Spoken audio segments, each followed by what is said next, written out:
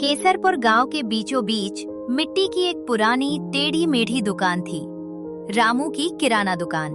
दुकान में टूटी बोरी, खाली डिब्बे और मक्खियों की भनभनाहट ज्यादा थी। ग्राहक कम। 3 महीने से धंधा बैठा पड़ा था। रामू सुबह से शाम तक दुकान पर बैठा रहता, पर कमाई मुश्किल से 5-10 रुपए की होती। घर पर बूढ़ी माँ कौशल्या दवा के लिए तरसती रहती। कर्जदार रोज दरवाजे पर खड़े रहते। रामू भाई, वो 5,000 कब दोगे? बहुत दिन हो गए। भाई, हाथ बहुत तंग है, 2 दिन और दे दे। बेटा चिंता मत कर, भगवान सब देख रहा है, पर दवाई का भी इंतजाम करना है। रामू और उसकी माँ कई बार सरपंच के घर मदद मांगने गए। सोचा था पंचायत कुछ मदद करेगी, पर हर बार सिर्फ बहाने मिलते। सरपंच की कुर्सी बड़ी थी, लेकिन दिल छोटा। साहब, कोई छोटा मोटा काम ही दे दो, हालात बहुत खराब है।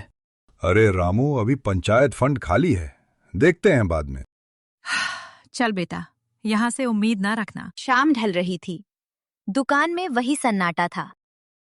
उसी समय सफेद बालों और चमकदार आंखों वाली एक बूढ़ी दादी आई। उनकी चाल धीमी थी, पर चेहरे पर अजीब सी चमक।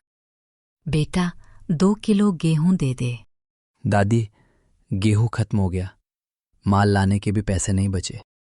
दुकान कल खोलना बेटा, सामान भी आएगा और ग्राहक भी। दादी, 3 महीने से दुकान सूखी पड़ी है, चमत्कार थोड़े ही होते हैं। चमत्कार होते हैं बेटा, तू बस भरोसा रख। अगली सुबह रामू थका हारा दुकान पर आया, लेकिन आश्चर्य उसकी सांसें रोक गया। एक ट्रक दुकान के सामने खड़ा था।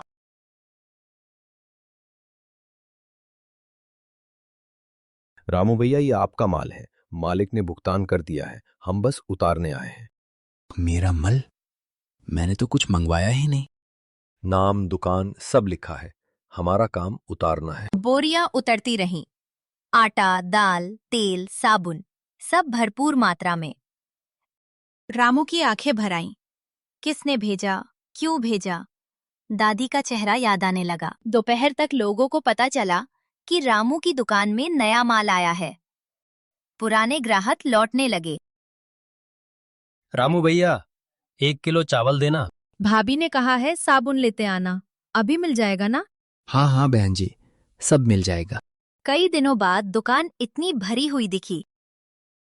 शाम को वही कर्जदार फिर आया, लेकिन आज रामू के चेहरे पर घबराहट नहीं थी। रामू भाई, थोड़ा बहुत ही सही, कुछ दे दो। 2 दिन बाद पूरा हिसाब कर दूंगा, दुकान ठीक चलने लगी है। ठीक है भाई, 2 दिन बाद आएंगे। 3 दिन में रामू ने काफी कर्ज चुका दिया।